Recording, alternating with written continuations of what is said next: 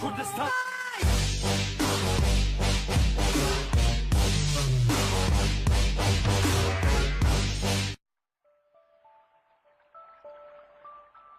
Today, the state of Palestine claims a contentious area in the Middle East.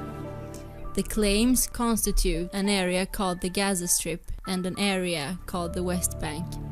The Gaza Strip borders the sea in the west, Egypt in the south, and Israel in north, while the West Bank is bordered by Jordan in the east and Israel in the north, west and south. Today, the two areas claimed by the state of Palestine has no geographical borders with one another, as they are being separated by Israel. The state of Palestine, however, is recognized by 136 UN member states and has, since the independence of Israel 1958, being in a conflict with Israel about the different areas in the region. But which are the relations between Palestine and Kurdistan? And what are reasons that some Kurds choose to support Palestine and some to oppose them? Don't forget to subscribe to our channel and like this video if you would like a similar video about the Israel relations with Kurdistan.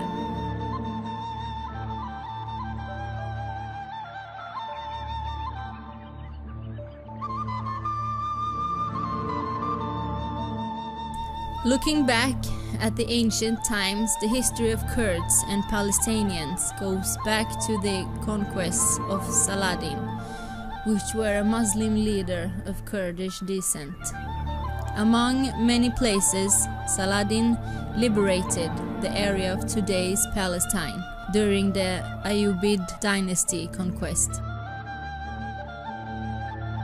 During the liberation of these areas, the Ayyubid rulers settled many Kurdish tribes in Palestine in order to secure the borders of their empire. Today, there is a significant minority Kurds living in the cities that Palestine claims, such as Hebron, Jerusalem, and Nablus. Some neighborhoods have even been named after their Kurdish inhabitants. However, most of the Kurds living in these areas only speaks Arabic due to isolation in an Arabic-speaking area. The relations between Palestine and Kurdistan today is up and down. Looking into the last 50 years of the conflict, we can see the tendency of how Kurdish leaders support the Palestinian cause. For example, the cooperation between Palestine Liberation Organization, PLO, and the PKK, Kurdistan's Workers' Party, whom trained and fought together in Lebanon against Israel in the 1980s. This cooperation made it easier for Israel and Turkey to build a temporary cooperation to face what they saw as a common terrorist threat. Both countries saw it therefore more important to prioritize security concern before human rights. However, since Erdogan took the power in Turkey, the religious loyalty has become much more important in Turkey, and the relations between Turkey and Israel have been worse and worse. Another example is when Jalal Talabani spoke in Kirkuk, calling the city the Kurdish Jerusalem. In his speech, he used Jerusalem as a metaphor for a Palestinian audience, comparing it and the Palestinian-Israeli situation to Kirkuk and the Kurdish-Iraqi situation. Palestine was among one of the first Arab representation in the Kurdistan region. The Palestinian Authority opened their general consulate in Erbil 29th of November 2011. In association with this, the president of Palestine, Mahmoud Abbas, became the first Arab leader to visit KRG, and also the president of KRG, Masoud Barzani, expressed the opening as an hope of more Kurdish-Arab cooperation in the future. Nadmi Kudhwai, which were the Palestinian ambassador in Kurdistan, described the meetings as a great achievement for the Palestinian people.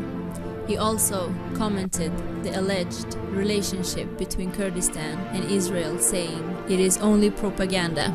Those who claim that Kurdistan region has relationship with Israel. What I feel here is that Kurds support Palestine.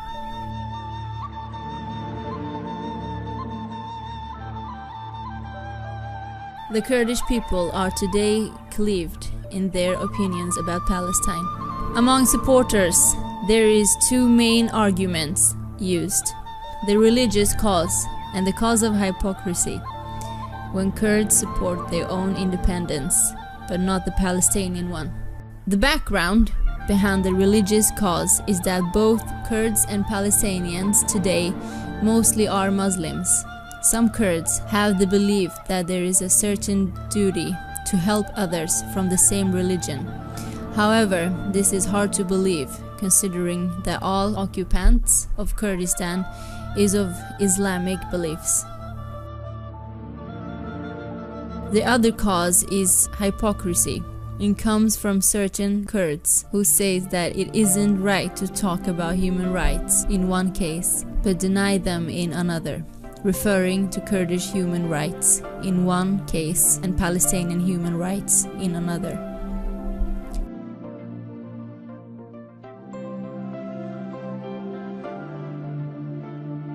The point takes us to the point of the Kurds opposing Palestine. The first cause is the big support of Saddam Hussein among the Palestinians. Saddam Hussein were in the Arab world well known for his anti-Israel stance, both by speech and by supporting several Palestinian organizations with economic and militant support. Due to this support, many Palestinians keep their loyalty towards the former president of Iraq, whom in the worldwide eyes, especially Kurdish eyes, is known as a tyrant and a mass murderer more than a leader.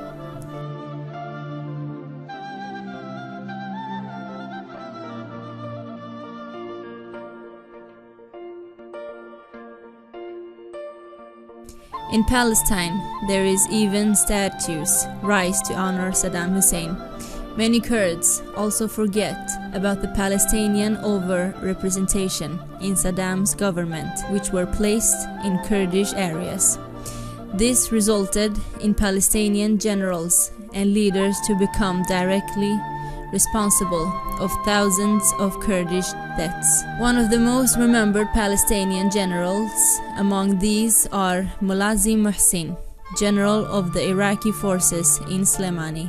Finally, another argument of Kurds opposing Palestine is about the fact that Kurds actually have been oppressed by Arabs in both Syria and Iraq, sparking a subconscious struggle against all Arabs, seeing them as a natural enemy of the Kurds.